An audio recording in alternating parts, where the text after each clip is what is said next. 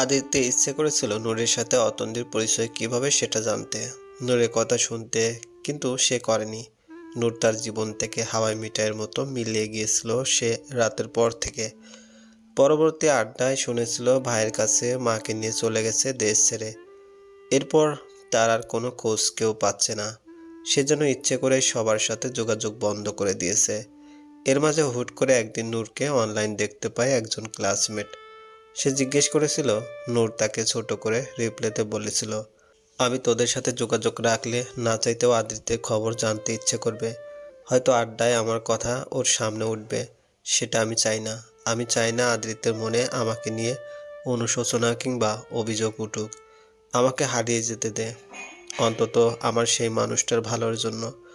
অনুরোধ থাকবে, আদিত্যের সামনে কখনো আমাকে নিয়ে কোনো কথা বলিস না। ব্যাস, এটুকু ছিল তার শেষ কথা। এরপর তাকে যতই কেউ মেসেজ করা হোক না কেন, সে রিপ্লাই করেনি। আদিত্য না থাকলে তাদের আড্ডায় নূরের কথা ওঠে।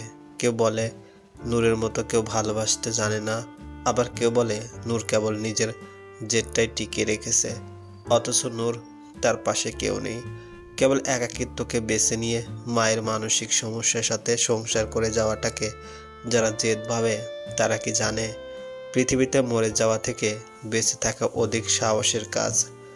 অতন্দ্রীকে ট্রান্সফার করে আদিত্যের এলাকার কলেজে ভর্তি করা হয়েছে। কলেজের প্রথম দিন তাকে নামিয়ে দিয়ে যাওয়ার সময় অতন্দ্রী তাকে বলল, আমি ভিতরে অপেক্ষা করব, আপনি বাসায় আমাকে নিয়ে যাবেন। কেন একা যেতে ইচ্ছে করছে? না ভয় পাচ্ছ?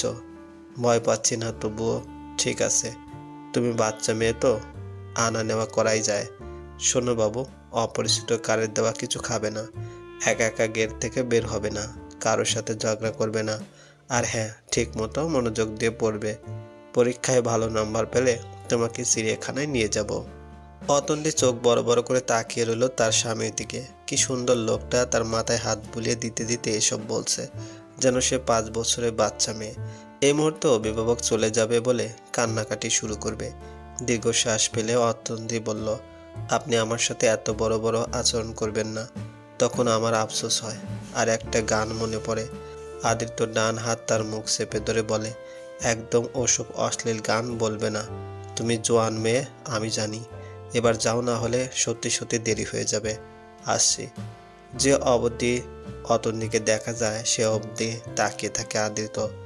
লাঞ্চ টাইমে তাকে কলেজ থেকে বাসায় গিয়ে রেখে আসে। মাঝে মধ্যে সে আসতে না পারলে আদিত্যের মা আসেন পুত্রবধূকে নিতে। প্রথমে যেদিন মেয়েকে দেখেছিল সেদিন ভেবেছিল এই মেয়ে তার ছেলেকে সামলাতে পারবে না, কিন্তু ঘটক আশ্বস্ত করেছিল এটাই হবে সেরা একজন। তাই হয়েছে। কেমন একাই মেয়েটা পুরো বাড়িতে কলকাকুলিতে মুখরিত করে রাখে, যেন একদল পাখি কিচিরমিচির করছে বারান্দায় বসে বসে। আজ বিয়ের 2 মাস পুরো হলো। আদিত্য তার স্ত্রীর জন্য একজোড়া কোলবালিশ এনে দিয়েছে। অতন্দ্রী চেয়েছিল দেনমোহরের টাকা থেকে টাকা দিতে, তাকে ধমকে বসিয়ে রেখেছিল সে।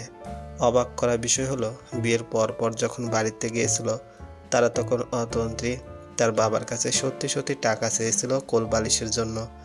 তখন তার বাবা বলেছিল সে বানিয়ে দিবে, কিন্তু কথা এখানেও থামেনি।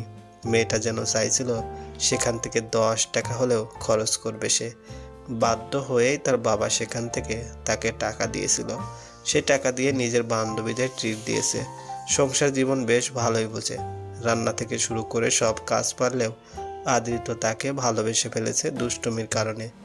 জীবনে নূরকে হারিয়ে হয়তো তার আফসোস হয়, কিন্তু এটা মনে হয় নূরকে না হারালে তো অতন্তীকে পাওয়া হতো না। আমাকে একজোড়া পাখি কিনে এনে দিবেন?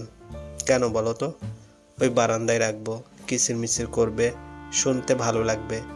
তুমি একাই যথেষ্ট হোমা পাখি, আমার আর পাখি লাগবে না। আমি মোটেও হোমা পাখি না, আমি কি আকাশে ডিম পারি? তা নয় তো কি।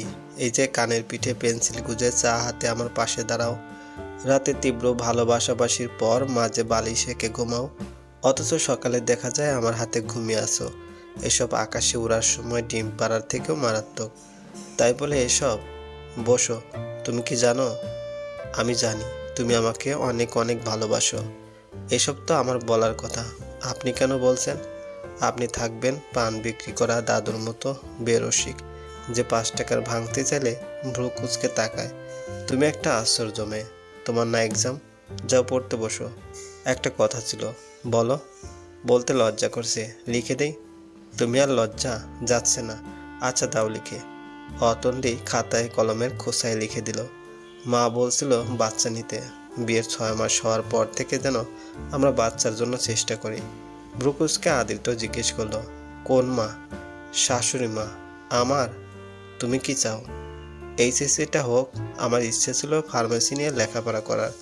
লেখাপড়া শেষ করে, এখনও তো না হলেও 5 বছর শেষ করে বলিনি, অন্তত 2 বছর যাক, এরপর না হয়। শরীর আর সন্তান দুটোই তোমার, তাই আমার আপত্তি নেই। রাগ করেছেন? আমি তো ওভাবে বলিনি। রাগ করিনি। পড়তে বসো পাখি, কাল পরীক্ষা। তাছাড়া যখন সৃষ্টিকর্তা চাইবেন তখন আমাদের চাওয়াই কিছুই হবে না। অতন্ত্রী হেসে পড়ায় মনোযোগ দিল। আদিত্য ফোন হাতে নিয়ে ভাবতে লাগলো তার মায়ের কথা। মা বেশ বুদ্ধিমতী। সে উচ্চশিক্ষিত মেয়ে পছন্দ করে না, তাই অতন্ত্রীকে বাচ্চা নিতে বলেছে। কেননা বাচ্চা হলে পড়াশোনা তেমন হবে না, কিন্তু আদিত্য পূর্ণ করবে অতন্ত্রীর সব স্বপ্ন। একজনকে ভালোবেসে আগলে রাখতে না পারার আক্ষেপটা আসতে না দেওয়া হুমা পাখিটাকে সে আগলে রাখবে। সে পাখিটার একটু কিচিরমিচির শব্দে উবে যায় সকল ক্লান্তি, ভর করে একরাশ প্রশান্তি। সমাপ্ত।